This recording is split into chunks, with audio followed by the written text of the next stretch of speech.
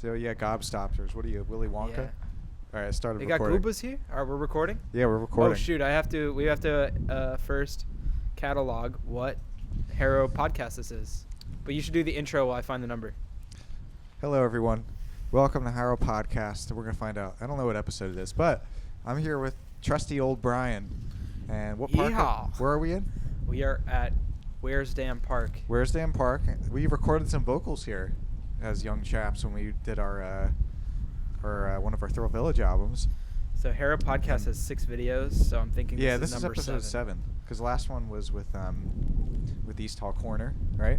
Oh, is that unlisted? No, that would be 7 though, because I see like riding the Hydra being. Oh, I think it's just not on this playlist.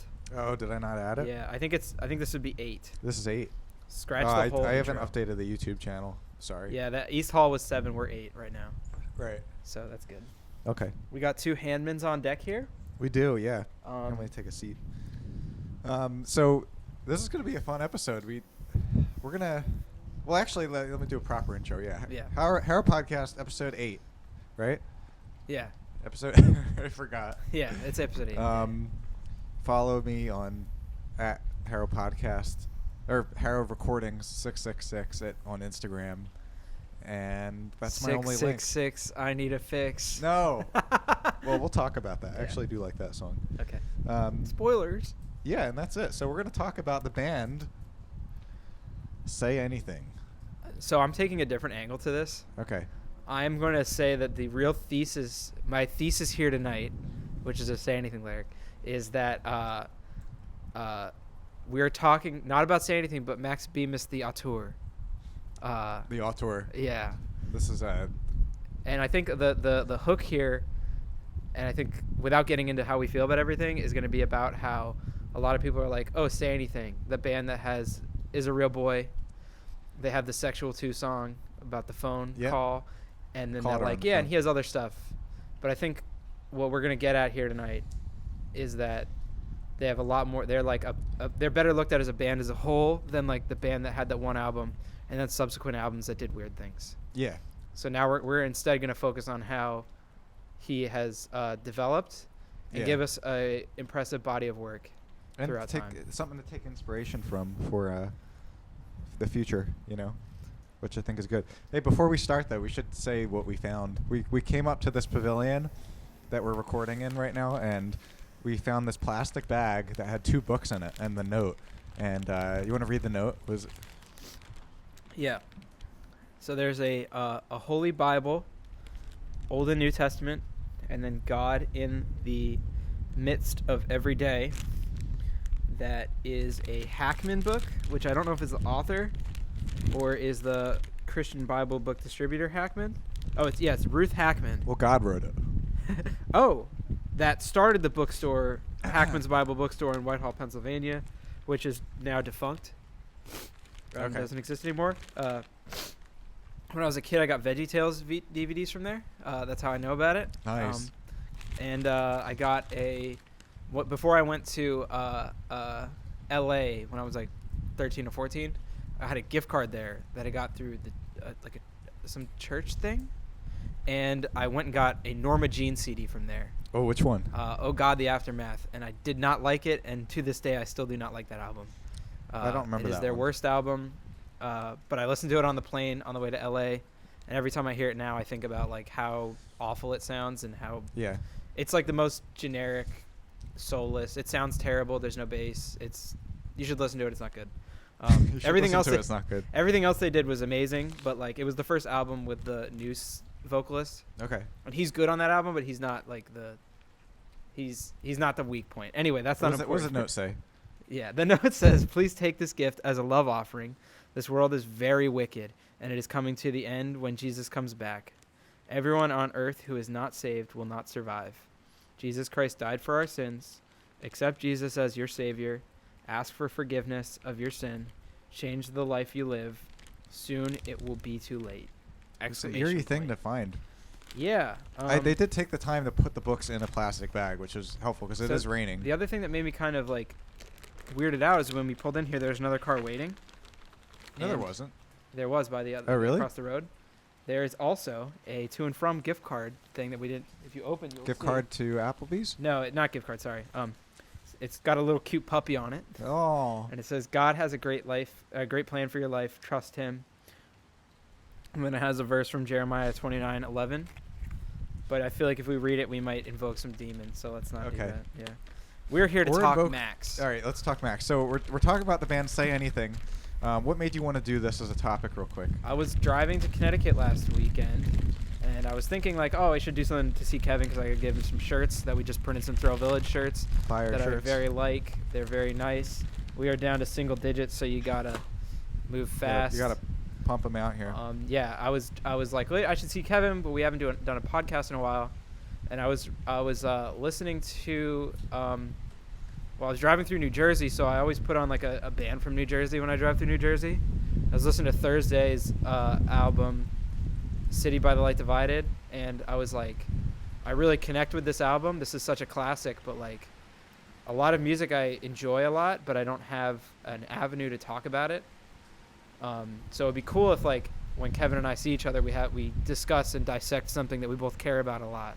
Yeah. And then I was thinking I like that. well, we had talked about, or I'd been getting more into the Say Anything records, the later records recently. And I was thinking, I know Kevin had always been a fan of those, and he has some controversial takes about Say Anything.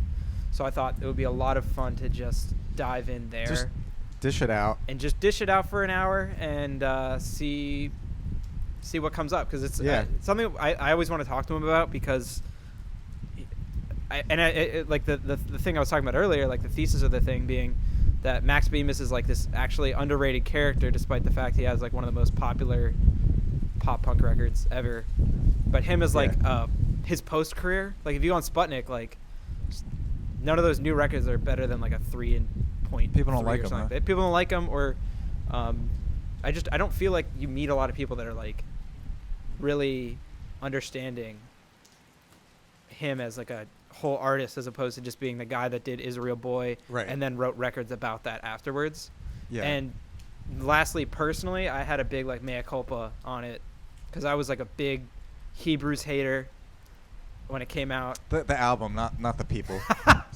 just Can you edit it so I don't say that? Yeah. No. I was a big anti-Semite. Well, I know you love Jewish people. I love Jewish people. Larry David is actually my godfather. And I watch Curve to Fall Asleep every other night. So right. So I'm a big Jewish fan. Lox, and like if I'm gonna eat fish, it's gonna be lox. And right. There yeah. Anyway, sorry. No, you're good. Yeah, I didn't think like that's a great reason though. Yeah, I didn't rock with some of the stuff, and then I came around to it, and part of that was because of my conversations with Kevin. So I wanted to dive in, and it's not fair to talk about those new albums without talking about, what led to them. Yeah. So here we are. And my first experience with Say Anything, I remember it was freshman year. We were in Deem Hall at Millersville, and I just remember it was you, Joe, and Zach, the crew back then. And I think you guys were listening to Wow, I Can Get Sexual Too. And I had never heard of Say Anything, the band, or any of the songs. And you were like, dude, wait, what? Because everybody's heard of that, and especially that song, because it was such a big song. But that was my first song that I heard, and then I got into Is a Real Boy after that. That was my introduction to the band. I didn't grow up with the band. You did, though, right? I did, yeah. I was a big Say Anything fan in high school. I actually think the first song I heard from them was... it was the one with Gerard Way on it, In Defense of the Genre, and it was because of Gerard Way being on it. Yeah. The title track, And then I heard Shiksa, and then I was like, oh, everyone's talking about how good this first album is. Or what I thought was the first album. I go check out that first album. And then I heard it. I was like, this is amazing. And I showed it to a friend at the time, and he listened to Belt and was like, this sounds like A Day to Remember in a bad way. He said it was like, this is worse A Day to Remember because of the gang vocals. No. And then because of that, you unfriended him. Held them close, yeah. You unfriended Dark Web. Yeah. No, I held that album dearly. I bought the CD on Amazon. You sent him to the Dark Web. I slipped it in my mom's Amazon cart when she was checking out, and then a couple days later, it appeared at my house. But what you didn't realize is that your mom was already buying it for herself. Yeah, 'cause so it's I just an had amazing two album. copies of this. Ooh, it's the leaves. Do you hear that? I heard that's the leaves rustling. ASMR. This is an ASMR saying. Yeah, we have to just have like ASMR pauses. Right. So yeah, from there I got that album, and then I went back and got really into the double album. And then in high school, I was also hugely into the, I think it's Menorah Majora EP. The EP. And I loved those three things. Were like what I think of when I think of Say Anything. So that's how we got into it. And then I feel like I had to play catch up because I got into it late too. I was like, when I met Kevin, I was like, I think I don't know if you ever acted on this, but I gave you like a flash drive full of music that I thought you would like. Yeah, I downloaded it. Yeah, and you downloaded all of it. Yeah, and that was on And there I liked because I was most like, of it, right?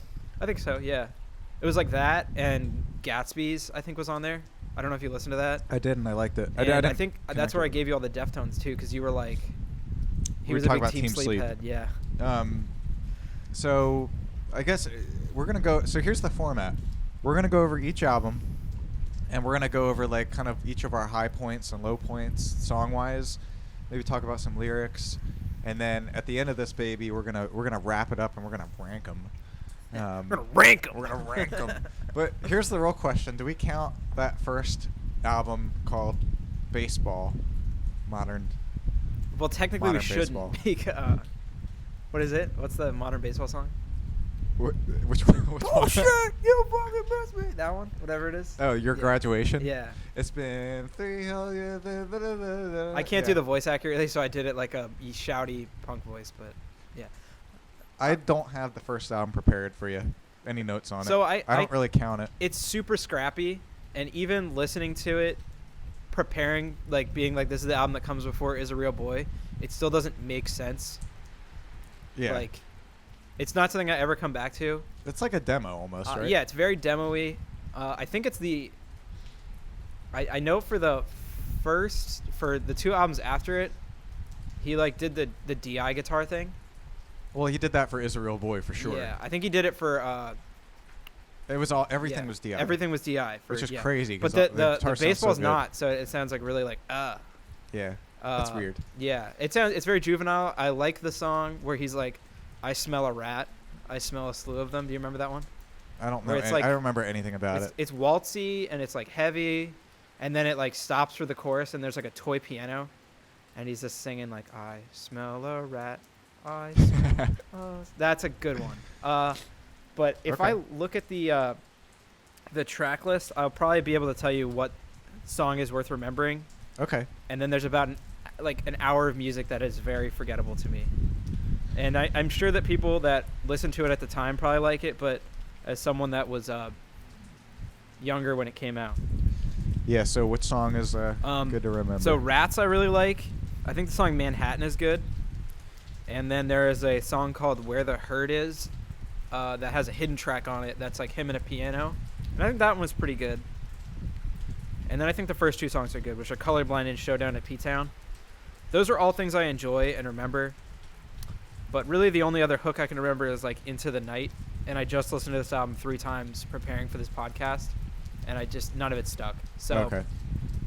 can't really give it too many props, but But no, shout my out to your brother though. yeah, my younger brother Tim has he likes the collection that they put it on later.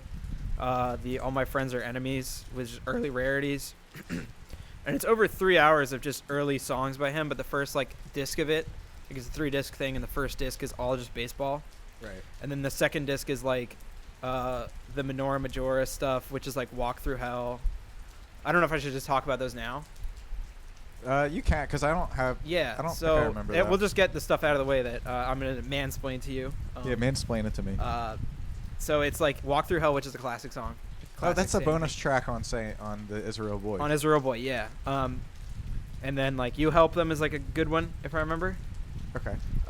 There's one called Try to Remember Forget, which is like about his birthday. And when I was like a teenager and I heard that song and it was all about how much he hates his birthday, I really related to it because I've always hated birthdays. Yeah, that song about being bummed out on your birthday is awesome. And there's one lyric where he's like, he's saying he can't hang out with his friends because they all have new bros and babies. And I always loved that line because it's like New bros and babies. it sounds a lot of the early Say Anything stuff sounds like an 80s movie.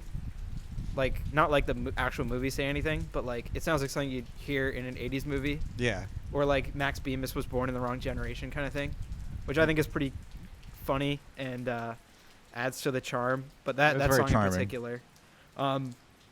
There's another song called Bye Tonight, which is a really cool like acoustic chilled jammer, and I love that one too. He kind of like croons. It's nice. There's a song called Baseball But Better, which sounds like a baseball song, but better. But better. Yeah. And then a classic. It sounds like you like this album. I Am a Transylvanian. No, these are the Minora Majora. Oh, never mind. Yeah, which I love because I was very connected to this in high school. And I Am a Transylvanian is a very emo song about being a like vampire werewolf and longing for a girl. And that's so Hot Topic. I always saw past that's so it. RAWR. But I always loved that song. And then there's also an old version of I Want to Know Your Plans, which went on to be changed. Changed the landscape of music as we know it. Yeah. But then basically there's like, that's half of the songs on this thing, and the rest are just like these B-sides, which some of them are pretty cool. Some of them are like acoustic versions, and some of them I couldn't be bothered to remember. Okay. But it's very nice to have that, and I mean it shows like a pretty cool body of work early on. And that was before Is a Real Boy. Yeah, that stuff all predates Is a Real Boy. And there's only one other song that I would want to talk about that's a B-side. So we can move on to... Oh, like later? Yeah, it's after Is a Real Boy. Okay. So, speak of the devil, is a Real Boy. That's the first one I heard. You want to dig into it? Yeah. Who wants to go first? The thing is, I don't know if the people listening to this have as much of a connection to it as we do.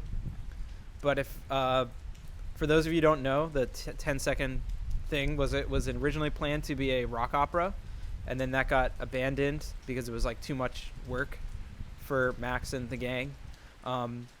Instead it kind of has a lot of elements of theatrics into that like normal pop punk songwriting, and it makes every song quirky and like they're not even on the same album, and it's an album that has so many weird different things in it that I totally forget about certain songs when I put it on. Yeah. Like I always forget about Orgy of Critics. I always forget about the Molly one.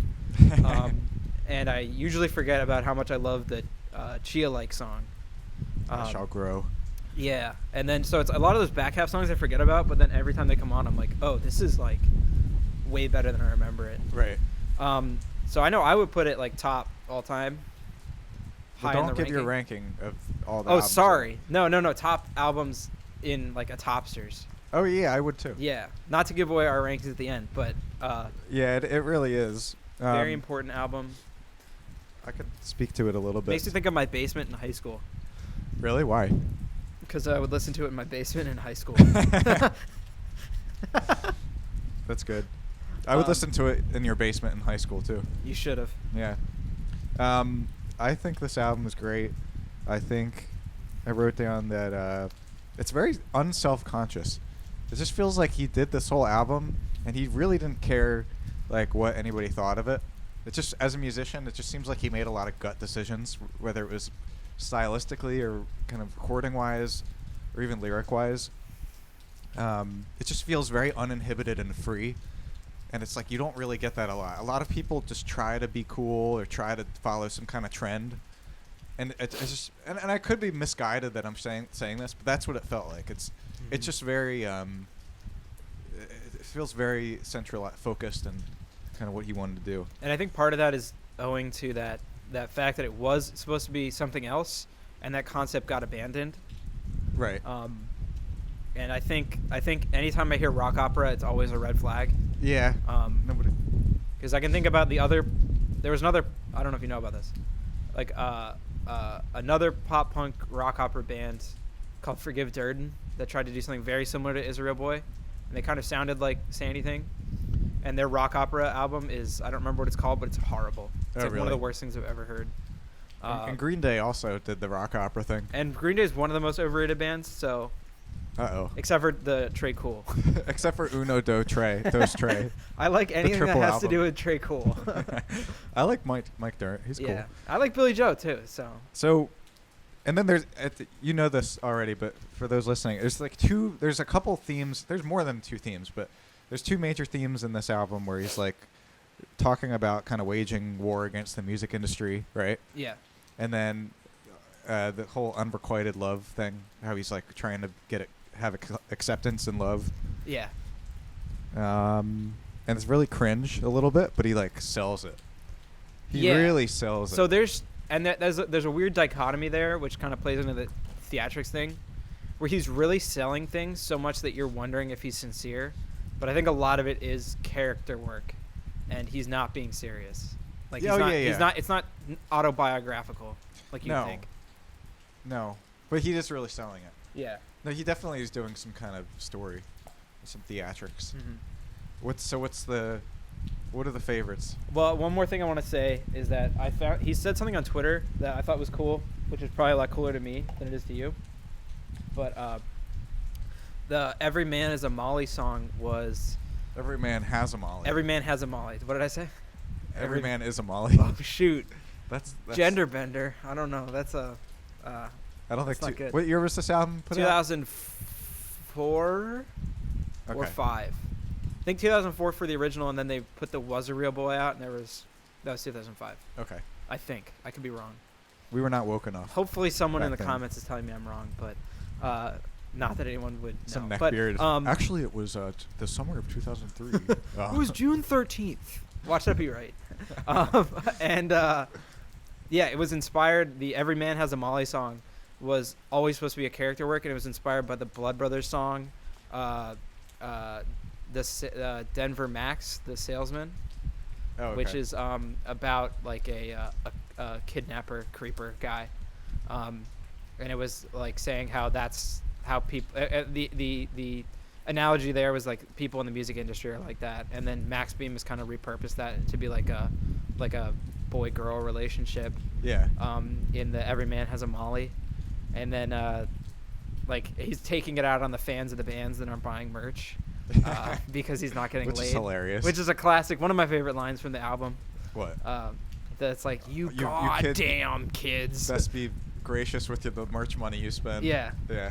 Because for you, I'll never have rough sex.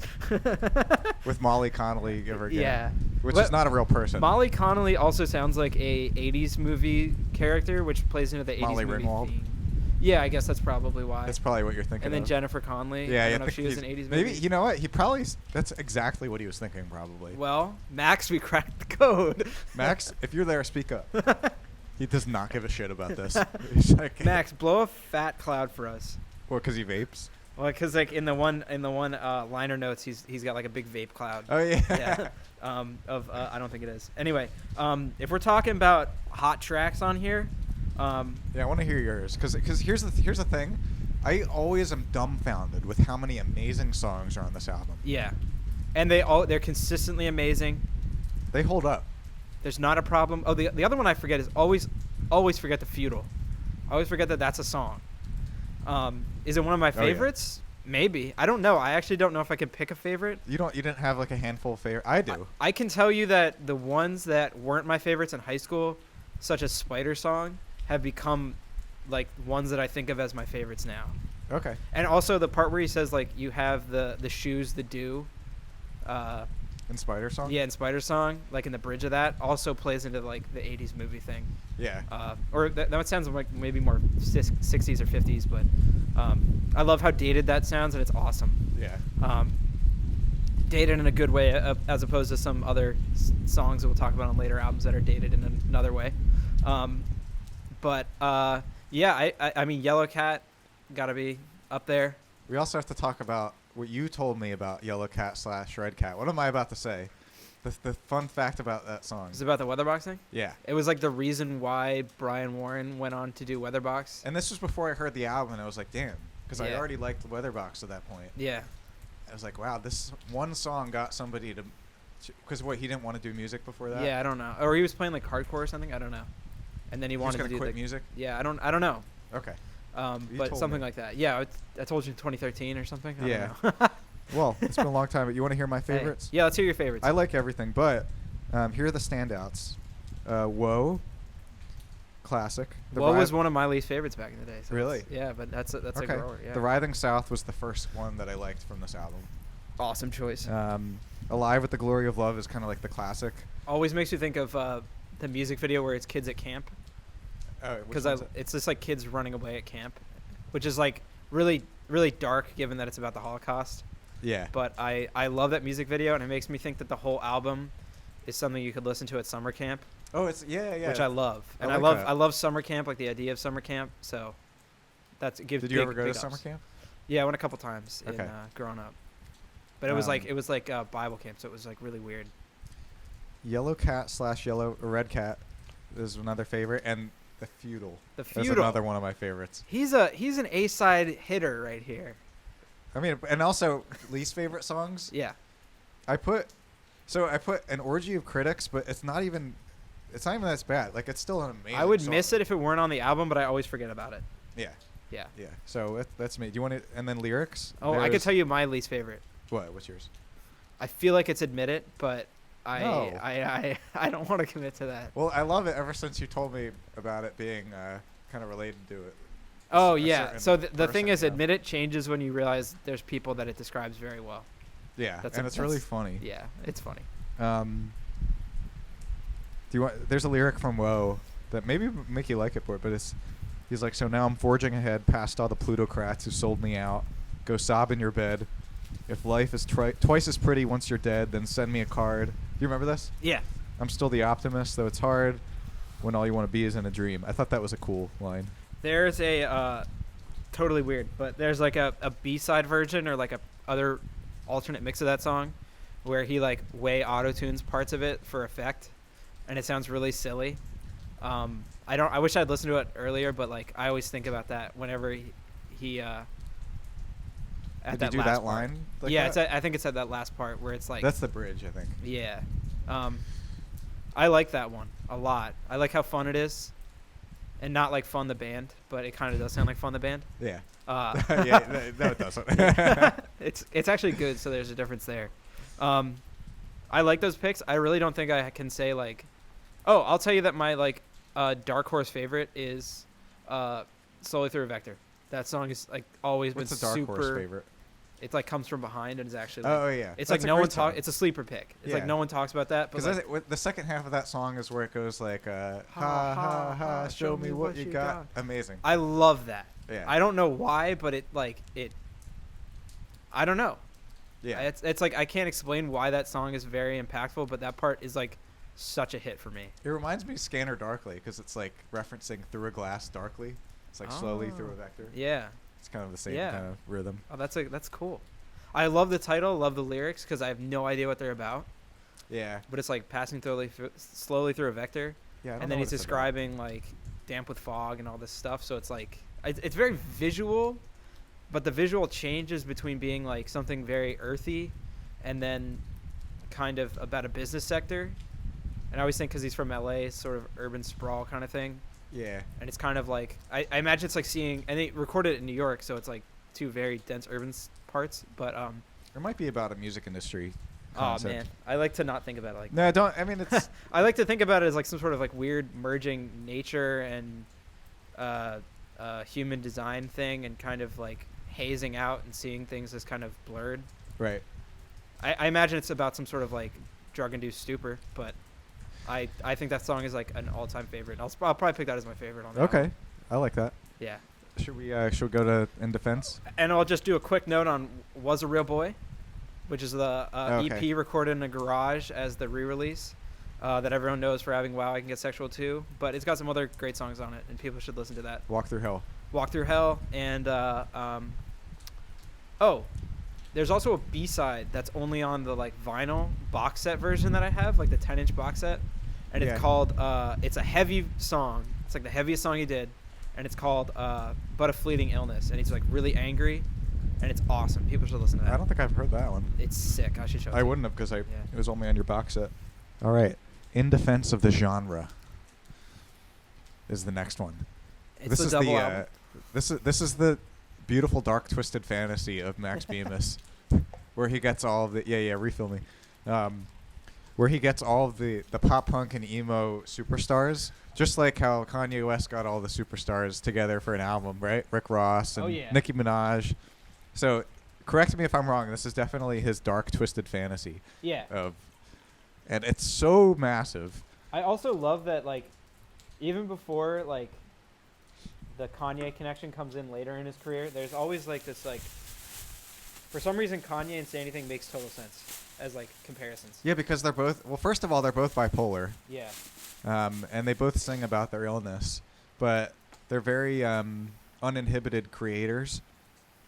But meaning, like, the whole idea of unashamed musical decisions and not really following trends, really just kind of following an inner path. Inner voice. Kanye's like that too. Say what you will about him. I don't really, I'm not like his biggest fan necessarily. They're not afraid to release the worst album you've ever heard. And then, like, 8 years later, you're like, that's a great album. Yeah. Oh, yeah. That's a good way of putting it. Yeah. This album, what do you want to say about it? My very favorite part of this album is Have At Thee. You like that song? I love that song. The part where the music stops and he's like, she'll never let me down again, so I'll go out and get crunk with my friends is the best line ever in any song. I agree with you. And it dates it perfectly. I love that song. I love this album so much I could cry, but it is. I think you like this album more than I do. I like it a lot more than Kevin. No, well, it's a brilliant album, but you have a soul connection with it. Yeah, it's another one that I listened to in my basement as a high schooler. I would stay up late until like 3 a.m. listening to music all the time. Because it would take that long to finish it. Because it's so fucking long. Jesus Christ. It could be a single album. I'm glad it's a double. It really could be. That's my first thing. I actually don't think that it's too bloated, which I used to think it was actually. I actually used to not like the whole last quarter of it. Oh yeah. I used to not like Plea at all, and now Plea is one of my favorite songs on it. Okay. I still think Hangover Song is bad, except there's the one part where he talks about, like, I just picked up on this, I don't remember why, but he says, like, I awaken to the bacon that she's cooking for me in the pan, and he can't eat bacon because he's Jewish. Well, you could eat bacon if you're Jewish. You just. I think he can't. Can't you not eat it because it's pork? Yeah, but not everybody. There's different levels of strictness with Judaism. I thought the reference on Die to Jew, the other song that references Judaism, was implying that he couldn't eat it. Oh, okay. Well, there's like lots of Jewish people still eat pork. It's just they're not kosher. Okay. Right? Well, I thought because he couldn't eat pig, I thought it was a joke about like not. Oh, he says something about ham on Die to Jew. Yeah. Well, I don't know what level of Judaism he subscribes to. Well, either way, there's still a connection between, the like pig products in those two songs. Yeah. And there's like whether or not he can or can't eat it, it's still like a thing that he draws attention to in the songs, and the fact that they're across two different discs, and they might be the same number track on the two discs. They might like correspond to each other, because that's always something you can think about with a double album. I thought that was nice, and that sticks out to me. Okay. Even though I don't really care for the song. Yeah. I love that connection. Yeah, I mean, there's definitely on this album too. He's in love, which is different, right? Because I think he starts dating his current wife. Yeah, I think so. When he made this album. Yeah, there's the songs have that kind of feeling that when you first start dating somebody. Yeah. Yeah. And then it does feel a little bloated to me, just because I just feel like there's a great album in there. Yeah. But there's some songs I just don't care for. What songs do we care for? I'll tell you. Want to give me mine? Yeah. So. Oh, and the cover art's amazing, but we'll talk about it later. You like that? Yeah. We'll talk about it later. So, I like This Is Fucking Ecstasy. Amazing song. Have At Thee. Yeah. Amazing. I actually like that you pulled that out as a favorite. I really love it. I actually thought that I was going to like it more than, and you weren't. So I actually don't love that song, but I love how it like, it flows in the album because it's like We Killed It, which is like almost a wholesome song. It's like yeah, and then it's like let's party. Yeah. And then it's like the next song's like we're hungover. I love that progression of songs. That's amazing. It's fantastic. I didn't think of it like that with the flow. And Have At Thee, An Insult to the Dead. I like that Insult a lot. to the Dead is great. The Word You Wield. Great one. That's kind of a sleeper one. Very dark song. I like that one. And Spores is finally. Spores is a funny pick. I like Spores That is, a lot. I think it's there was like 1 or 2 songs that were written in the studio, and I know that was one. That of was them. one of them. That was Yeah. one of the last songs written. Yeah. I always thought it was weird because it sounds like his voice is being manipulated digitally in one part of it. Okay. Like I think it's in the chorus. Yeah, it's in the chorus part. Like it sounds like weird. I have to listen for that. Yeah, I'll point. Do you want to hear my least favorite? Let's hear your least favorite. Because this one has the luxury of having a least favorite. Oh, it really definitely does. Baby Girl, I'm a Blur, I think is a little more forgettable. It's in Breaking Bad though, so it's like. Wait, is funny. it? Yeah, it's in like episode 4 of Breaking Bad. There's what like this part? Hot Shots car pulls up to the car wash that Walt works at. Yeah. And like he's listening to this song, and he's Is that supposed when to he be like, passes out? I think so. Holy shit. He's supposed to be like this trendy businessman, and he's like pulling up listening to. He's listening to In Defense of the Genre. Yeah, he's probably got the CDs in his car because it's 2007. Probably listening to But our the thing is, podcast. this was also put out on a record label that was like owned, by, like had only rappers on it, like hip hop really? artists. Yeah, it was like this weird imprint called J Records. Hmm. Yeah, weird thing. Is this the only J Records album he did? I think so. Okay. So yeah, Baby Girl, I'm a Blur. Died a Jew, because I think there's like problematic lyrics on it. People like you are why people like me exist. No! I'm sorry. I love that. I one. figured you would. The bridge when he's throaty not a bad- screaming. Listen, it's not a bad song. Yeah. It's just not a I get it. highlight I for get me. it. And then you're gonna not like me for this, but I don't love We Killed It. Okay, that's fine. But yeah, that's it for me. I love that one because of like it's very short, sweet, and it's got like a sentimental quality to it that Yeah. I love. Well, that's good. That you, but I because get I don't it. have that nostalgic connection. Because that it's you do. wholesome. It's kind of like, oh, I'm feeling wholesome. I'm feeling good. Let's party. Let's celebrate about it. And then you just take it a notch too far, and it's you're hangover throwing up and eating bacon. The We've worst all been song there, for boys. me, is that all your worst songs? Yeah. The worst song for me for this is like pretty easily I Used to Have a Heart, because it's just kind of like it's like the grungy song I don't towards even the end. remember that one. Yeah, it's right before Plea, I think. Yeah, it's right before Plea. Yeah, pretty forgettable. Yeah, and I always thought that like, I mean, grunge music I don't like, and it's kind of just like hard rock. The lyrics aren't very standout for me, and it's like keeping me from the end of the album. I think it would have been nicer if it just went from like Goodbye Young Tutor. Well, actually, I can't say that because like Goodbye Young Tutor is like really soft the That's a whole time, sad song. and then like it's like I think mid note it like goes to like heavy dun dun dun dun dun dun. Of, Yeah, like, doesn't make Used to Have sense the for Heart. part of the flow. Yeah, but it's like cool that he did that. But that's my least favorite song, and then I love, as of recently, Sorry Dude's My Bad. Yeah. Has been stuck in my head for like actually 2 months. Really? It's been like, for some reason I thought of it. And Back then, like, in the van. yeah, it's amazing. I love that song. It's not my favorite, but it's like one of my favorites. It's so broy. I love like the run of like first. I think the first disc might just be like perfect for With me. that's Like, got like the Church Channel and Church Channel's one of my least favorites, but other than that, like Church Channel and Baby Girl, like not my favorites, but like everything else is like I like hit, Church hit, Channel. hit. Yeah. And I love Skinny Mean Man. You like That Is Why? That's a funny. Love song. That Is Why. That's a funny song. Yeah, it's great. I laugh at that song a lot. There's a lot I could say about it. And Surgically Removing is great. Because it's got Adam Lazarus. Yeah, it's great. I like About Falling on the second disc a lot. That's a good one. I love Spay Me. That was my favorite in high school. Oh, Spay Me? Yeah. Spay Me was my favorite in high school. I was confused out with Spores. Oh, okay. Because it's supposed to Spoon Man. Spoon Man. Spoon Man. Amazing. Get that out of here. Like I hate I grunge. really like the fact that you like this a lot. I Because love it this makes album. it makes me want to connect with it more. And I didn't grow up with it. I think so- you might get there. I don't know. Oh, I already feel like I'm closer to it now. It takes me back to a time, but I still feel like it's aged well. Oh, and I like Our Word in Love. That is Oh yeah, that's one of my favorites. that's too. a very well done song, with unfortunate. Well, unfortunate that's name, kind of part of the charm for it in a but way. it has like my favorite lyric on the album, or one of mine. But where he's like, "When I touch myself, I'm conjuring you." Oh yeah. I love that line. That's a good line. Just yeah. I say that often. It's No. it's said with the perfect inflection, and it really yeah, translates it is well. good. I think that line. That's really, the first verse. He's talking about like he's the first to say he's full of shit. Like Yeah. that's half a compliment for a man or Yeah. something, which I Yeah. think is like awesome. Yeah, so that's like that. It takes it back to the like character thing where it's just kind of like I don't think that's how he really was as a person. But No, like, he's big. I don't think it's a character. He's making fun of like how men say that, and they still do. So there's another way you could listen to the whole discography. It's just like a dive into how men are. Yeah, Which yeah, would 'cause be that- another hour of the podcast, but right.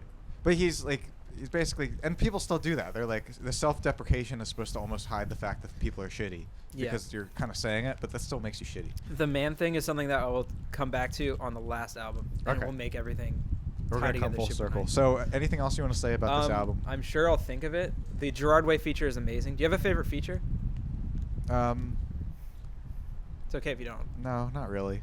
The Haley ones are cool. I like the guy at the on Plea, which is a song that grew The on me features are a immensely. little forced for me. Okay. I think it's like, I think it's great. It sounds like a party. Like Yeah. he invited everybody to his house and like, hey, Yeah. record with me. Oh, Anthony Ranieri on from Bayside on Ecstasy is amazing. Oh, Anthony Green. That's a great feature. That's a I funny like- feature. I like that That's feature. a funny feature.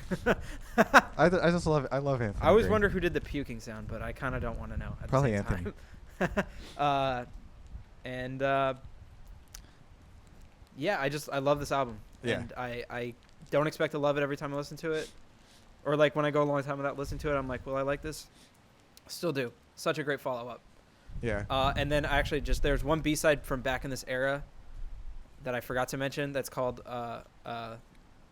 We Will Erase All Life on Earth But Us, and that's a great B-side that people should also listen to. I haven't And heard that's that my one. last B-side plug. Okay. I promise. And now I think we're probably going to go a little quicker. I don't know if we Yeah, have- we'll see how much there's to I say. don't know if So we have this much next to say. album is called "Say Anything" by the band Say Anything, and what's give me your thoughts on this one initially here. I have always been perplexed by why he's talking about the Lehigh Valley in that first song. Because Well, he there says was there's a man from Allentown, and then he mentions there's a man from Nazareth. He's talking about And- Jesus. So he's also, this is interesting. Jesus is from what town? Nazareth. Jesus of Nazareth that was born in Bethlehem. Bethlehem. But he doesn't mention Bethlehem in the song. He mentions Allentown and Nazareth. But Bethlehem is actually like between those two. And I don't know if he's like purposely doing that geography thing. Did but- Allentown used to be Bethlehem? No. No. I think they've always been like different cities, but like it's weird that like the one that you'd think that he would reference is the one that he is not talking about. Maybe because it sounds better. And also the Billy Joel thing, maybe, because like Billy Joel wrote a song about Bethlehem and called it Allentown. Oh. That song Allentown is about Bethlehem, Oh. and it's just living here So in maybe Bethlehem. doesn't maybe it's sound as just a good. joke. So I don't know if it's a joke, but I love that he's talking about the Lehigh Valley there. Yeah. I figured you'd like that. Great opener, and I love Hate Everyone, and I do not like Do Better. I like that song. It's not my favorite, but I think it's such like a cute little uplifting, Yeah, thing. You want my thoughts on this? yeah. So, this album used to be one of my favorites, and has not aged as well for me. And I remember it's just like when you first hear it, it's so pop, it's so glossy. They really kind of just got rid of a lot of the punk. Neil sound on Avron, the this. producer of Fall Out Boy, did this one. Oh, he did. Yeah. My 3 favorite songs on this album are "Fed to Death," "Less Cute," because my favorite lyric is "He's like a Walmart version of you." I think. Yeah, I it's love that. hilarious. That's a very favorite. And then, guess what my last favorite song is? I know my last favorite is Young, Dumb, and Stung, or whatever that is. "Death for My Birthday." No. My favorite. Oh, that's your favorite? Yeah. Oh, I'm talking okay, about, yeah. I'm talking about my favorites. Sorry, I thought you said your Death for My last Birth- favorite, like your No, least my favorite. last I thought you were favorite. saying least favorite in No, just no. the worst way. "Death for My Birthday" is the best thing I've ever heard in my life. I love that song. Because life as a boyfriend. Least favorite is "Property" and "Young, Dumb, and Stung." Listen, I know what he's getting at with the property thing, but it's just it's such a tired thing. I used to love it. Now I'm not so into the property thing, and it takes all that tact that he had about writing about dumb men Yeah. and bad men on those first albums, and then just bludgeons it in a very unflattering way. Well, that's an excellent way of putting it. It's no tact. Yeah. No tact. Also, "Young, Dumb, and Stung" is fine. I just don't really care for it that much. It just it feels like he's writing about being a boring rock band and sounding like a boring rock band at the time. For that song? Yeah. Yeah. And it's interesting because he has a song before, the Mara and Me song, where he's just like making fun of Kings of Leon for writing dumb rock songs, and then he just does it. writes a dumb rock. I don't know. Always bugged me. Mara and Me is also not a favorite. So I'd say my two least. Eloise though, that's a good one. Eloise is good. It's so pop, and the production is like too glossy for me. It's like that part when a man starts succeeding in life, and he's doing too well for himself, and something needs to go wrong. Yeah, he needs somebody to knock Our him down. hero has succeeded, but it's very pop. I love Less Cute, love Hate Everyone. I Hate love Everyone's fine. Cemetery a lot. Yeah, it's I cool. love Amen. Like, it's an album of like polars, I think, Yeah, I don't think it's very consistent though. which I like because it's like consistent, but it all like sounds like the same thing. Like, it all sounds like it's from the same source. Right. But it's like consistent in quality, not so much. I don't think it's an album that is made by somebody who's fully creatively stimulated. Like, this is not his best output as far as lyrics and production. It's just not really. It just kind of feels like he pumped this one out to Yeah. me. It feels like the right album to make at the time for, like, in your career, where it's like, okay, here's a poppy take on. Well, it's definitely condensed because remember he just did a huge album that was like kind of probably hard for a lot of people to get into because there's so many songs. So this is like super concise, very verse chorus bridge, right? And yeah, I also love the song. I forgot to bring this one up. She Won't Follow You, where it's like Meet Me in the Back Room. Just like it's just like a good pop punk song. Everything, whoa. Yeah, I love that. Yeah, that's one. a cool one. Yeah, it's a comforting song. It's not really offensive. Like, this album's very non-offensive. Yeah, that's a good way of putting it. And Crushed is kind of like Crushed and Eloise and Do Better. Like, those songs all kind of fall into this lump for me where it's like they're just saccharine songs. Yeah, very saccharine. They're not really what I want from him, but every time they come on, I'm like, this is a good song. Oh yeah, I'll keep it on. I like this album. You just got to think of this album as like preparation for the true best album ever, which is to come next. Yes. Anarchy, My Dear. Anarchy, My Dear. When this came out, I was livid. Wait, why? I instantly hated this album. Wait, why? Tell me. I think I instantly went on Sputnik, gave it like a 1 star. This first it sounds so weak and floppy, and it sounds just like 1, 2, 3, 4, and 5. Yeah, just the worst. And then Admit It Again, and you could tell that he was getting really religious because he like wouldn't swear. It just felt so ballless and blood red cold, so I'm coming alive. He was just talking about like, oh yeah, my wife looks so good tonight. Oh, I like that song. Yeah, that's a favorite now.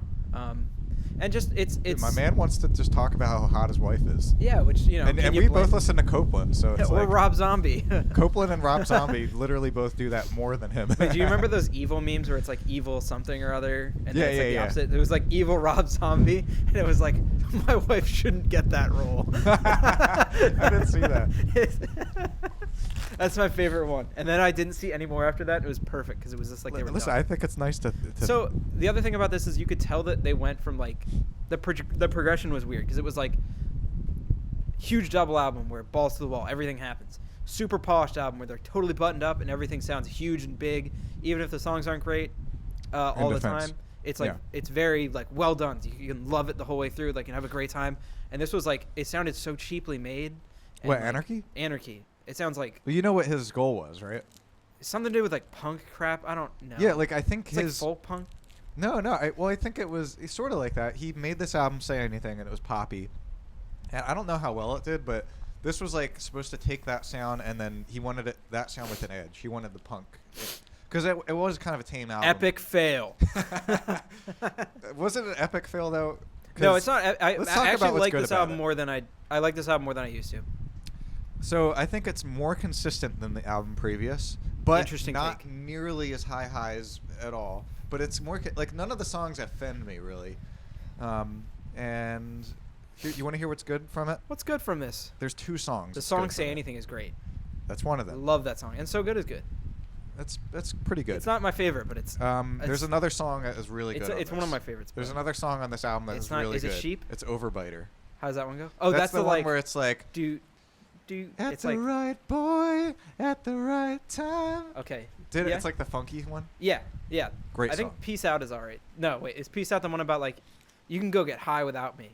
I don't know. I don't like that one. Yeah.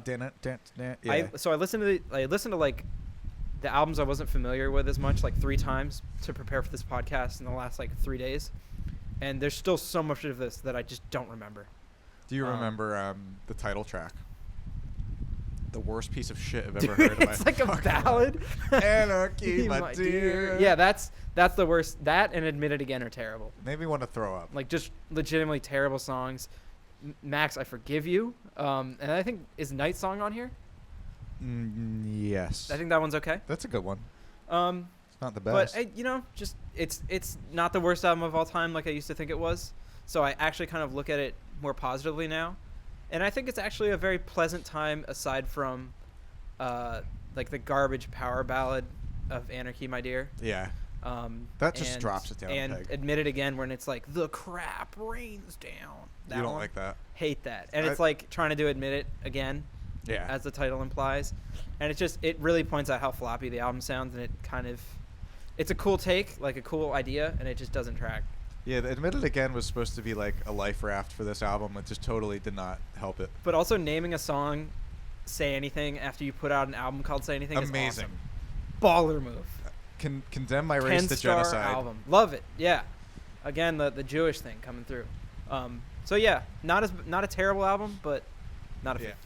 Hebrews. So everybody thought Max Bemis was down for the count. They said, Max, you should retire. Anarchy, My Dear, no good. Said, no. I'm going to come out with an album that sounds completely different, and I'm going to call it Hebrews. I got an email from the Say Anything mailing list, and I glazed over it because I was like, you lost me on the last one. What do you got for me now? And all I read was, I made an album with no guitars. And I was like, what? There's no guitars on There's it? no guitars in this whole album. Oh, I That's the didn't know whole that. point. No guitars, no stringed Well, I instruments. know there's orchestra. Or no electric guitar, no electric bass. There's orchestra. Orchestra, MIDI stuff, and real drums, which Yeah. sound really strange, but they're there. And I hated the idea at the time because I knew it was going to sound bad. And now I love it. Now I think it sounds great. Okay. So you feel strongly about this one, so talk about what you like here. It has my favorite album cover on any album of all time. No. It is my phone background. It is my screensaver. Wait, it's your phone No, background? it's not. But it's my screensaver. Yeah. The songs on it are very playful, and sometimes they're emotional in like a way that I didn't appreciate until now. Okay. Interesting. I've really come around to this album. I used to think it was terrible, and now I have a very hot take on it that we'll get to later. But I think it's a little front-loaded. I love the opener. 666 is pretty good. That's one of my favorites. Is Judas Decapitation next? Yeah. Incredible song. Okay. Kind of talking about his declining masculinity a little bit. I think This whole next, album is super self-deprecating in a funny way. There's a song called Call Me Kubrick, which is got to be one of my favorites. That's a good one, right? I put it on for the first time in a while before I decided we were going to do this podcast. I put on the record. Yeah. And I forgot that song, and the second verse where he's like, this song makes me feel like I've had a smidgen too much tequila.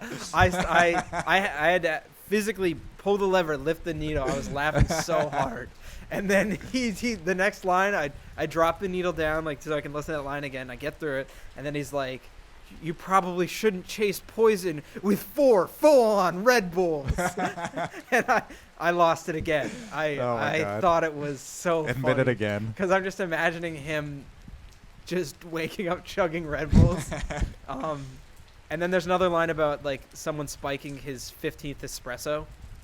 Okay. And I just love the idea of this man going about his life just so caffeinated that he could just drop at any time. So I love how self-deprecating it all is. yeah, I guess it circles back to how self-deprecating it is. Well, he's talking about being a washed-up rock star in a lot of it. Right? Yeah, which is another following the masculinity trend. You're kind of aging, but he's aging not in the way that people go out and try to prove themselves and be like, oh no, we're still heavy, we're still a rock band. He's no, I'm gonna make an album with strings. Yeah. It's gonna it gets heavy. Yeah. Boyd is heavy. The one with Jeremy from Touché is heavy. Isn't that song? No, that's the last one. Okay. I don't remember what it's Nibble called. Nibble? No, that's with no, the Tom second to the DeLonge. last one. Nibble Nibble's amazing. Yeah. Love that hook. And the one about his wife where it's like a The Shape of Love to Come. Shape of Love to It's Come. one of my favorite ones. Love that song. Yeah, it's a good one. I might. And then the other one that I love is the one with Keith Buckley, where he's like, my stripper is a girlfriend named Steve. That's the my greatest fear is splendid. Yes. And that's like the lyrically, I think that's the thesis of the album. Yeah. It's his fear that he is going to be like that guy at that band playing at a bar where nobody's listening. Yeah. And he's like fat and bald and nobody's listening to him, and he has a girlfriend named Steve who like is cheating on him. And I think with Johnny, doesn't he talk about him like Johnny Depp stealing his girlfriend? Yeah, or something? yeah. He's like, she ran away with Johnny Depp. He's got like this weird voice, and it's so funny. And I like So to weird. think that. So the interesting thing about that feature, and then I want to talk about another one. Keith Buckley from Every Time I Die is the feature on that album or that song, and I think he's supposed to be Steve, like the girlfriend named Steve, which I think is an interesting take. But it's a cool feature for him because he's normally in like a heavy band. Like Every Time I Die is like a heavy band. Yeah. So it's cool that he did like a singing feature. I thought that was neat. I was gonna complain that I don't like the feature in 666, Who's that? which is Andy Hull for Manchester Orchestra. Oh, I love that. Even though feature. I like that band, I'm not really that big a fan of his singing voice now. And I feel like bands now like put him in things to be like a heavenly voice of God. And I feel like that's what he's supposed to be in that song, and I don't like it. His feature in that Weatherbox song is good. Amazing. Yeah. Slightly that song, different, I think. that break in 666 where he's in it, Yeah. it's so like bluesy. It comes out of left field. Mhm. The tempo changes. It's like a shuffly beat. Bluesy without guitar, which is It's awesome. so cool. The fact that this album has no guitars on it is amazing. It's really cool. My favorite feature besides that, and that's my favorite feature, my favorite song this whole album is the title track Oh, with Brian Sella Yeah. from Front Bottoms. that one's so good. Yeah. When he's like, I'm just a sick little engine. Yeah. Love that. And then he's like whipped and bound as an export. Yeah, yeah. It's so, that's what it's like dark. Yeah, it's like, it's sad about things they're not usually sad about. I don't know how to But explain it's it. kind of like happy. It's not happy-go-lucky. It's very whimsical. Yeah, it's whimsical about dark stuff. Yeah, which And makes then it darker. It's Yeah. like him with these guns, and I don't know why he has guns on the cover, but it's like it's a whimsical take on like a very troubled history of people. So I think like Hebrews is definitely a favorite, and And 666 for me, and Shape to yeah. Love to Come. it's Kubrick, It's Judas Decapitation. you Hebrews, like. and Judas Decapitation, and John McClane, and all and of it for Nibble you. Nibble. Dude, this is a stacked album. Do you want to know my least favorites? What's the worst song? And by the way, these are all. Oh, I know my least favorite too. Yeah. Oh, what's okay. yours? Push. That's Okay. that's the other feature that I don't I like. always forget that one. That it's the rest of the song is That's good. Sherry. But using it's she might be on it. But using Aaron Weiss from Oh, Into It Over It. No, from That's Evan. Is it? Me Without You. Oh, okay. So like it was cool to have him do features in 2003 when it was like Norma Jean, and it was like, wow, who is this guy? But now I feel like he kind of, and I don't really care for Me Without You past some of their like past It's All Crazy. Like they kind of lost me, but yeah, I feel like that feature is just a very. I wait for it to be over every time. Really? He tells like a story, and it just sounds like everything else he does. Sounds super phoned in. Not a fan. I'm not a fan of A Look and Lost My Touch. I like Lost My Touch. Look is I'd one of my least favorites, but Okay. And my favorite lyric is actually from the first track, and he said something about like no need for ambivalent music. And I was like, man, he just summed up his whole career right there. Isn't that? Because he is the opposite of ambivalent. yeah. He's so like purposeful with his direction. He doesn't care about Except for maybe Anarchy, which is probably I think he's lampooning that album. He's like Okay. that album. Yeah, that's a little because he's very ambivalent. openly anti-anarchy. Like he Oh, does is not he? like that album. He's not Okay. proud of it. All right. Yeah. Well, anyway, I like that lyric. Do you like no need Love for it. It's cool. Love it. The lyrics on this I'm album gonna are say something else fantastic. that's not good about this album, and it's a small detail, but you and I are very into song titles, right? Yeah. Features or whatever, you could have features. There's not. I have my biggest pet peeve is when song titles have featuring. Blah, blah, blah. I fucking hate it. I fucking hate it because the song title is part of the art. It's part of your art. Yeah. And then, first of all, you don't even have to fucking like when we did our, stippling albums. We didn't put down who did what and all that. And we do Thrill Village. We don't put down. Maybe put that in the credits. Featuring Pat Quiggs. Yeah, it's on like the fuck guitar. that. No, I hate it. It takes away from your song title. It gives me more shit to read. I don't want to read. I don't want to read your shit.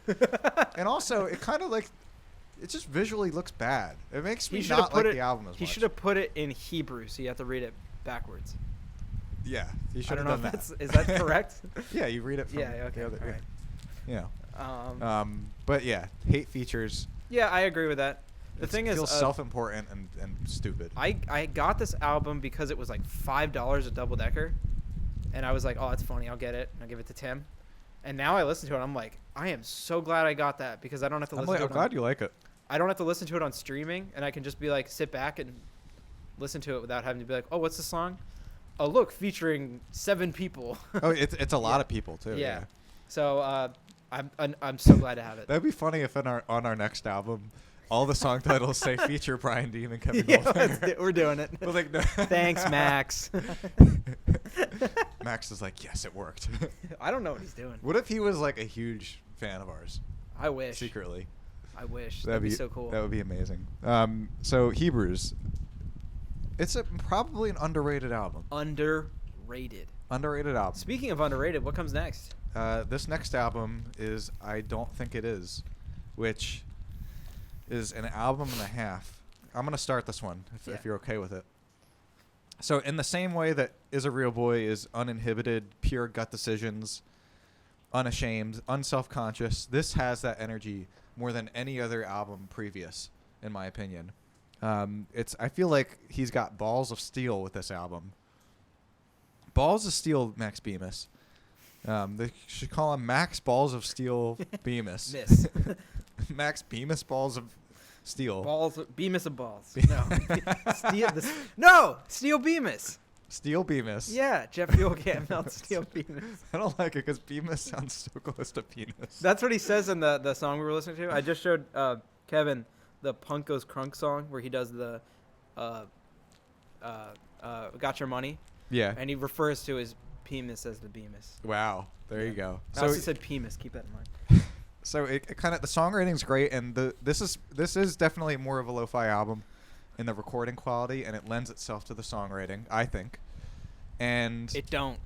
well, all right. Well, you could talk wait, about it. Sorry. This is the opposite of the pop albums. This is the opposite of Say Anything and Anarchy. This is the other end of the spectrum. Now, what do you think? Funnily enough, these are the notes I have on it. First thing is, feels like stream of consciousness for an aging man. I agree. Basically, similar to what you said. I agree. Just totally raw. Just So totally raw. from the hip. It Raw sounds dog. like he didn't listen to these mixes before he sent them off. Or like he just like threw stuff together. And it was actually mixed by Will Yip, who does like Yeah. a lot that's of cool. the circus stuff now. And our favorite pianos albums, like a lot of stuff that sounds very crispy and good. So which it's cool makes that you think that like it probably sounded a lot worse before this. he got the assignment on this one. Like he knew what Max wanted to do. This was the album that Max showed it to Kanye, and then Kanye showed him Life of Pablo, and they like yeah. hyped each other up on it, which is cool. That's nice. So stream of consciousness for an aging man. It brings up some interesting gender topics. Like there's one song where he's talking about the time of month he's bleeding. Yeah, I forget. I remember hearing that. And I remember one of the first Say Anything songs I heard back in the day was I love you more than I hate my period. And Yeah. I always thought that was like a weird song title. The rapping is interesting because it clearly influenced like this genre of music. And actually Ben from You Me mentioned how the You Me songwriting has always been influenced by like rap music, and like that's the biggest influence and not just other pop punk music. Though I'm sure, like I know, As a Real Boy was important because of like Max was on the Young and yeah, So Young So Insane. Yeah. Yeah. Great feature. But also, this album really brings that hip hop influence to this style of music to the forefront, and I think that's really cool to look back on. Yeah. It also has that like similar like bass boosted production and just really grimy sound, which is cool. But not really. It's not really like bass boost. It's not like rattle your windows bass. Maybe I just listened to it with the bass knob turned up. I It probably might be. did. I Anyway. actually have this like booster on my stereo that I've been listening to albums on which has been really cool. It's made some things sound actually better. Okay. I turn the booster thing on and then I mess with the EQ a little bit. I bring it down so it just like it puts a different spin on it. So I listen to this album like that. That's probably what I'm thinking. That's cool. Actually, wait, I know exactly why I did that, and I it's not interesting to anybody, but like, there's an album that I was listening to that is a very tinny sound, and I turned the bass up for that, and I left it there. So that's why What I album? was saying this is bass boosted. The rapping kind of reminds me of Drop the Mic from Weatherbox. just wanted to throw that in there. The first That's a song good on song. here, The Give a Damn, was written with the guitarist from Blood Brothers, Oh, really? which is another band that I referenced before, and I'm sure Max is a big fan of because of the Uh-huh. Denver Max thing. I didn't know that. The song about his daughter is hilarious. The princess one, where it's Oh, saying yeah. like, just because Disney's bad, would you spit in Lucy's face? Like, that's so funny. Joshua is a crazy song. Love it. Joshua is the craziest song ever. Amazing. My two favorites from this are definitely Joshua and Wire Mom. Yeah. And then, but just because Joshua is just, Wire Mom is like a song that I think would benefit from being, or would be cool to hear more hi-fi, like more of a well-polished song. Okay. Joshua is like the song where I'm like, I really think the production helped it Okay. because Yeah. it sounds like the most. It sounds just like It's very the most gritty. insane, like hungover, depleted thing ever. It sounds. Is that this? How's that one monstrous. start? It's got this weird like crunchy synth thing, I think. Yeah. I like when it gets into it where it starts. Crept in the morning. Yeah. I love that. Yeah. He's like, I'm in knots for you. Yeah. I love that. It sounds like he's like a slave to some power. Oh, I Yeah. forgot to bring up on Hebrews though. There's one line where he references like, I had to have my mom pick me up from an apartment because Cthulhu's got me in its clutches or something like that. I don't remember the exact lyric, but that's the best lyric on Hebrews. I forgot to bring it up. That's a good one. So many weird parts of Joshua, and it makes like no sense together, but it just sounds so cool. And I've never heard anything. Here's my like it. favorites. Joshua, 17 Coked Up Speeding. Oh, that's a great song too. Jiminy is an amazing song. Is that the one like you're in my fat, you're in my? I don't know. You It's the Keep one Me where it's Warm? like, once I lived on Grand Street, something like that. Yeah, Hashtag Blessed, yeah, that's a great one. amazing song. Yeah, is that a And- wife one? That's got his wife on it. I don't know. And then Wire Mom, Wire Mom is just such a good. which Wire Mom is the best thing ever, and also has my favorite lyric. And the when chorus it's- is amazing. Or We the always bridge. clash even when we wore nothing. I said, hell yeah, you look so good when you're crumbling. I thought that was a Oh, funny that's so line. good. And I- then they talk about like moldy tangerines and stuff. There's another line where he was like, "Is that on that song? Yeah. The Multi Tangerines." He's like, on the bridge. He's like, "You used to see through me. Now I'm an employee." Oh yeah, what does he mean by that? I love that. I don't know. It's like you used to not notice I was there, and now you come to me for things. Oh, And the whole idea yeah. of, are you aware of what the Wire Mom is? No. When there's like the psychological experiment where they have a monkey. I don't remember the exact details of it. A monkey will go cling to this fake mother and treat it like it's its real mom if it gives it things that it needs, like milk and warmth. Oh, that's creepy. So that's what the Wire Mom is, just about being dependent on somebody because they give you things that you need. Okay. So it's kind of like, that's why that like you're getting sex or something from somebody, and that's why, but they're still clashing. Right. So that's probably what that tie-in there is. And then the like, you used to see through me, now I'm an employee. Like, you only go to me for the things that you need, like a Wire Mom. Mhm. Like, I'm your Wire Mom or she's your Wire Mom, but like that's what that means. And I think this is just genius, start to finish. You're fake. And the bass in this song is awesome. Yeah, it is really good. Love this song, and I love Varicose Visage. Oh, you do? The rap song at the end. I just don't understand why the gang vocals have a lisp. Oh, I don't know. You know what I mean, right? I also like the part where he's Serve like, for breakfast. I don't know. Totally reckless. They don't say S's. I like the part where he's like It's interesting. inaudible and bitch. Yeah, that's a Kanye move It's right there. so good. Inaudible. Yeah, like that's a Kanye thing. He Yeah. would do that. Yeah, that's amazing. And about this album, I hated it when it came out. I came around to it. I loved it when I first came out. And I Kevin still got love me it. to like it after many years. This is my Hebrews. Yeah. But it's a And- great follow-up to Hebrews because... Oh, well, we'll get to this later. I think here's my thought on it. Hebrews had a Here's little. my thought of the day. Hey Instagram, this is Big Time Tom. Here's my thought of the day. And I think Hebrews had a little bit of a lo-fi quality to it, like in the vocal recording. It's very raw. He yells a lot. Yeah, it is. Thank you. And I think this was kind of preparing him for the I Don't Think It Is sound too. He was starting to go down that path. Like, not super polished is a good way to go for these songs. Yeah.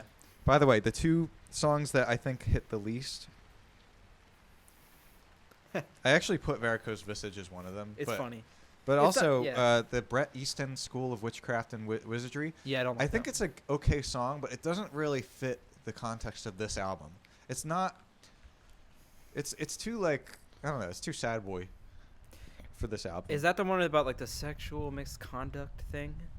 Maybe? Yeah. So I don't, it's one of those It's about times like his friend or something. I hate album or songs that make me think of New York, and this song makes you think of New York.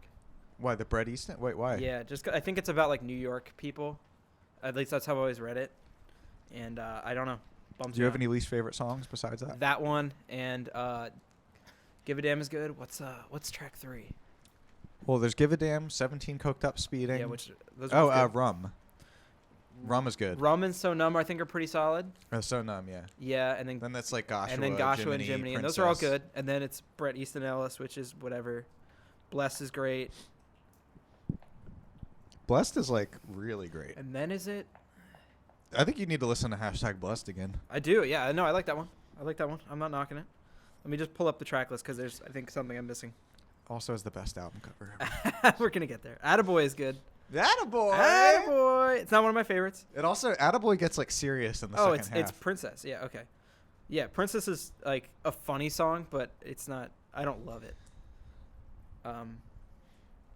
But yeah, I think like the good parts of it are really good, and then it kind of loses its way sometimes. And sometimes I'm not always down with how the production sounds. Really. And I don't think it necessarily all makes a cohesive statement other than throw it at the wall and see what sticks, which is cool.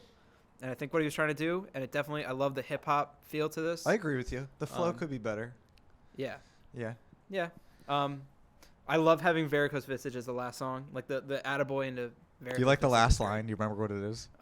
It's like I it's like chop 'em up. Something about chop 'em up.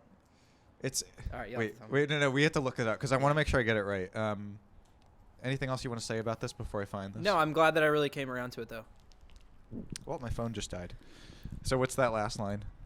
Wasting careers trying to earn respect. I'd rather be the only band active left. I'll beat this dead horse until it gets angry. Its death throes are gonna feed my family. Done. What a mic drop line. Love it. Its Fantastic. death throws are gonna feed my family. Done. It's Yeah. so good. And it's baller. And you'd think, what's he gonna do next? Then he puts on a little album called Oliver Appropriate. So this album I really, really like. And it was kind of created to be a sequel in a way to Is a Real Boy. Which, sequels are What, you right? You good? Yeah, no, I was looking right. Yeah, so it's kind of like a sequel to Is a Real Boy because it's supposed to be the same character that he's doing in Is a Real Boy, except kind of like, exploring some elements of still living in New York and like just different sexuality topics and different things like that. And the songwriting is so good, and it's kind of mostly an acoustic album. And it randomly isn't, which I think is weird. No, it's pretty consistent in that way. What song doesn't have it? What's the really popular one in the second half that It's a Process. love that one? But That's it I mean, kind of sticks out. everything is acoustic based. Like you could tell he wrote it all on acoustic, Mhm. and there is acoustic in everything. I'm pretty sure. Yeah. And I'm not as into folk punk, so that's why I think I like this album, and I've always kind of liked it, and it just I haven't really super connected with it, and I think I need just to sit down, listen with the lyrics, and get into it more. But it's very pleasant, and it's like, great. It's weird that it's a pleasant album, and then there's a song called Pink Snot, which is a good one. Amazing. And I think he said something about, I don't know if he was doing this in real life, but he was like, something about the album was inspired by the fact that he was just like snorting pills constantly. Like he was crushing up pills, and I don't know if it's the character or like actual. Well, definitely the character. I don't know about him. Yeah. Wow. Probably chasing those full 4-on Red Bulls that he was having earlier. That would definitely turn your snot pink. I think the songwriting's amazing. The production is a little more polished up. I think he took like the good parts of having the lo-fi stuff and kind of, made it a little more of a presentable album with this one. What were we gonna say? No, just I always have the "It's Been Days" song stuck in my head. Days, yeah. Yeah. It's a good one. Yeah, that's a great hook. Album highlights for me are Pink Snot. It's a Process. I had this written down, but Fired. I don't remember that one. I got fired today. Yeah, that one. Yeah. It's a Process. The Hardest.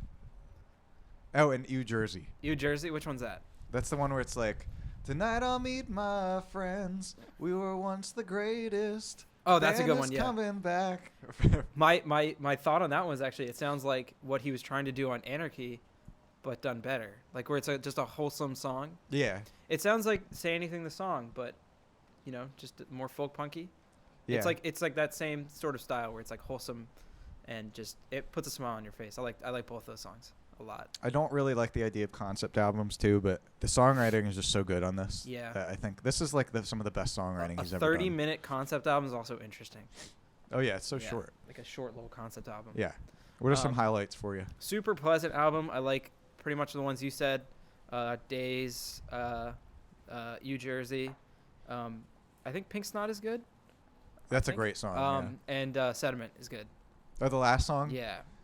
It's pretty over the top. There is one song that I do not like, and I don't remember it. Look up the track list. There's a lyric in New Jersey that is like amazing. It's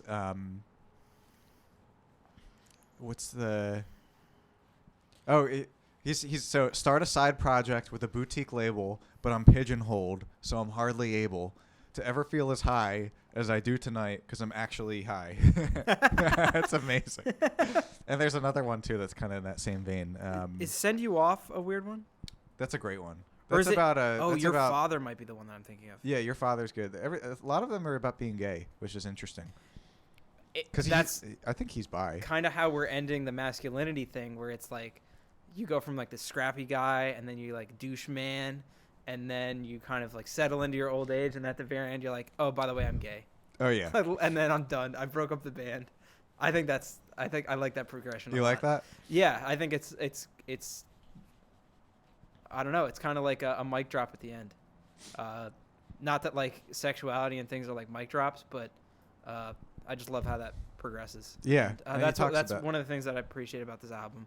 Feels very honest from him. Especially a band that like talks so much about girls. Yeah. Like for their whole career. Yeah. And then he collaborated with this guy that was from this band called Museum Mouth for this album. Yeah. And he like fell in love with this album that they made. Mm-hmm. I don't remember the guy's name, but Carl something maybe. Okay. And he drums on this album. And he sings Your Father. Like then Your Father's actually the one I like, and It's a Process. It's a Process is amazing. It's a Process is like synthy? Yeah, a little bit. Okay, that one's not my favorite. Yeah, it's like burn my member in the furnace. Still not dead, but it's a process. That's good. It's an amazing That's good. lyric. I hope the furnace, is that a Jewish thing? What? The furnace thing? You think he's doing a... No, he's just saying burn my dick in the furnace. Yeah. I think he's just being like, okay, cut my dick off and burn it in the fire. I like that. That's good. really I mean, funny. it's probably a good song. I just need to get into it more. But I think I can see the grand scheme of it, and I love how it fits in with the discography. Yeah. And it's a totally new sound for him, even though it's like a totally new sound for an album, which kind of the last three have all been. Mm-hmm. Which just I think is why, getting back to the larger point here, is Max the auteur and being more than just a person who's constantly reacting to the first album. is kind like these kind of get brushed over because people think he is that guy that's just reacting to the first album again and again. Yeah. Like the second album, people are like, oh, he just did a double album because it's like more theatrical than the, like, how do you get more theatrical? And then he gets even more polished on the self-titled, and then, yeah, people, I think it's just easy to see him just being reactive to being well-known.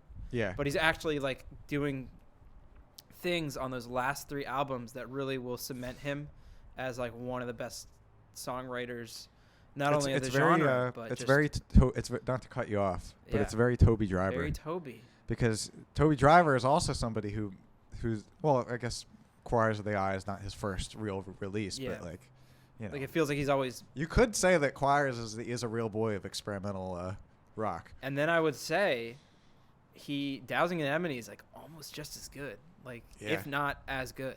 Yeah, it's definitely a Dowsing 5 out is of so 5. baller. We'll get into that later when we do the KO podcast. Oh man. Um, But also this album, Oliver Appropriate, which is a album cover and title that I would punch in the face because I think it's stupid. it's so funny. It's weird. It's so funny. It kind of does feel like a reaction to Is a Real Boy, which is a shame because the songs are so good. It doesn't need that. All of the album covers are perfect, is what my take will be. My Let's take is talk that album all the covers. album covers are not perfect. Let's go. Baseball, scrappy, garbage, not good. Don't need to look at it. Yeah, I don't care about Is that. a Real Boy. Perfect. Doesn't really is perfect. It doesn't say too much. It's just you know what it is. It's minimal. Pinocchio. It looks kind of like a penis. It's kind of funny. Yeah. And it makes you curious. It wants you to listen to it more. So I think it's perfect. Fits the album. In The defense, double album is like very chaotic, and I love looking at it, especially like all blown up and big. It looks amazing. 2 opposing sides, looks like very chaotic. It's like Worlds Apart by Trail of Dead. It's just like all the. Dude, we should do a Trail of Dead. We should. Yes. Anyway, Amazing. perfect album cover for. It's cartoony because it's actually done by a cartoon artist. Okay. And I think that it fits it perfectly. Self-titled, very polished, kind of very defining statement. It knows exactly what it's trying to do. Very inoffensive album cover, and it's just like a kid feeling very victorious and like heroic. Great album cover. Yeah. Not my favorite album cover, but like it fits it very well. Yeah, it fits it. Anarchy just looks Terrible. like yeah. Anarchy like So Anarchy, My Dear is literally an album and an album cover that they were like, yeah, we want to go on tour again. What is a really conducive cover to go on tour with? a flag of a flag. A picture of a flag that we could sell at shows and probably As put a behind- flag. As a flag. I'm actually So dumb. anti-flag. I'm an anti-flagger. Yeah. Yeah, not a good album cover, but that's why I mean it's like perfect because it tells you that the album's not worth listening to. Yeah. There you go. And then Hebrew's album cover is hilarious. That's pretty And funny. it fits it because it's just so off-putting and strange. Scratch your head. And I was scratching my head about that album for years, and here we are. Now you're singing its rubbing your praises. head. I'm like, yeah, I'm the Hebrew. I'm rubbing my head, making sure my thing is on there. Wait, what? I'm making sure the yarmulke's on? the yarmulke is on there. I don't think it is. It's a funny Funny album Album cover, cover. random. It's goofy. I don't like the album cover, but it fits it perfectly. Also, I don't know why it's called that, but it's a funny title. Because it's a perfect fitting title, yeah. Yeah. And then Oliver Appropriate is a terrible cover. Oliver Appropriate is just, it's a weird name too, but it's just like a, Because the main character's name is Oliver, yeah. which is stupid. But it's a great album cover for it, I think. Because it's just so confusing. It's like, why is it this? I think it's creepy looking. I don't like Yeah, it. it's It a doesn't bad fit portrait. it. It It's a doesn't bad fit portrait. it for me. I mean, it's a well done drawing, but like a weird portrait. Not really. I don't think it's that good of a drawing. All right, I'm just talking mad shit. I'm sorry. Let's rank. So, are we counting baseball? In the actual album rankings? Yeah. I'll do it, but I'm just going to put it probably at the bottom. I'll put it at the bottom. So, let's do each of us start from the bottom and go back and forth. Okay. So, bottom, there's 8 albums, right? Yeah, sure. So baseball's at the bottom for both of us, and then I Right. think we're both going to say Anarchy. Agreed. Just Just because of the reasons we talked about. And then my third least favorite is I had this written, so I'm going to have to think about it for a sec. But, Oliver Appropriate. oh. But it's good. I know you think it's good, but it's a shame that it's so low for you. My next one up is, so we did baseball, Anarchy. Let me think for a sec. We should have had a whiteboard for this. I know. I had it written down. My phone died. Say anything. Fair. Okay. What's I would next? then say I don't think it is, Ah! but it's still good. I'm gonna cry myself to sleep. My next one would be, what's left? Wait. All right. No. my next one would be Hebrews. Okay. Yeah, because and by the way, everything from this point on is really good albums. Yeah. So I had Baseball, Anarchy, Oliver Appropriate. I don't think it is. And then the next worst one I think would be the self-titled. So say anything. Okay, so yeah, same thing. Okay. And then for me, it was. Are we down to the top 4? Top 4. Yep. Oh yeah, okay. So after Hebrews is In Defense. Okay. Fair. So then now we can just do top 3. No, this is the so top we'll do 3. 3, 2, 1. My 3. Oh, you're gonna say all 3? Okay, go ahead. My 3, 2, 1. Yeah. Third best is Hebrews. Wow. Second best is In Defense, and then first best is Israel Boy. Hebrews is like But climbing up for you. Hebrews is great. I just think that there's so much you can get from In Defense, and the fact that I'm still getting a lot from it. Yeah. And that I have such a good time. Wait, I should have said this before, but I watched a video by this YouTuber called Nexpo. He does a series called Disturbing Things from Around the Internet. He made that video about the video game. Yeah, I Monster remember Dragon that. God. Yeah. These Disturbing Things videos always mess me up. I always get super scared watching them. Yeah, they're creepy. And I watched one, and I needed to cheer myself up to go to sleep because it was so dark. Yeah. And I just listened to that album, and it made me feel so much better. Hebrews? No, In Defense. In Defense. The And whole album. yeah. It is a cheery It album. took me whatever, like an hour and a half to feel better. That's yeah. So I Those finally did, videos and do it made do me that, feel yeah. so good. So that's your 3, 2, 1. Those are my It's 3, 2, 1s. In Defense, or Hebrews, In Defense, and then Israel Boy. Mine are I Don't Think It Is, Mhm. Oliver Appropriate, and then Israel Boy. I love it. I do think Oliver Appropriate is the second best album for me. Such a good take, Yeah. and it You makes think me so? it makes me personally, and hopefully our listeners, want to go check that album out. It's so good. Yeah. And that podcast I recommended with the Vinyl Reckoning, where they talk about In Defense of the Genre, Yeah. they mentioned that they also like Oliver I Appropriate need to a go lot. back, and I loved that take on it, and that I guess because they're such a good band to do a podcast on. I feel like I hope we didn't just tread over similar points that they did. No, we But didn't. that's such a well, good- they talked about just that one album. Yeah, and they go into detail. Oh, yeah. But I do think like the thing I want to take away from it, I can take that from you. The thing I want to take away from like his stuff is like I think the 3 albums at the end, like my thesis is the 3 albums at the end are where like he has made his real mark instead yeah. of just being a one-hit wonder and someone that did stuff that was in reaction to like the first album. Like those 3 albums are really where it's like this is what he should be like remembered for, putting out 3 albums of this great quality late in his career. Yeah. Not that his career's over. Yeah, I mean, they said that it just means the first phase of that album is done, or that band is The done. band, yeah. So, We'll wow, have to what a- review the next phase when it comes out. what a band. Amazing band, and I feel like there's still so much I can get from them, but they bring me a deep joy inside. Yeah. And they like doing, like I think I recently just came back around to like, instead of being 16, I'm 26, and I'm like looking back and I'm like they are still a very impactful band for me, and I'd still say that they're one of my favorite bands, even if I don't always love what they do, or what Max has done. And like I'll I always don't- follow where they go. I'm not a big juvenile humor guy, but he makes juvenile humor very funny. He And does. uses it tastefully. So He does, for the most part. very nostalgic band, but still a lot that you can get from. And it's a good like musical inspiration as far as what to do. Yeah, as just far very as wild Just follow balls to the your wall. heart, and kind of if you have an inclination to do a different style or something, just go for it. So now I'm gonna go out and get crunk with my friends. And with that said,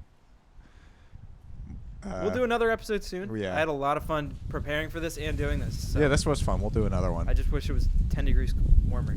Yeah, it is pretty cold. Yeah. But yeah, let's go get crunk with our friends. Peace.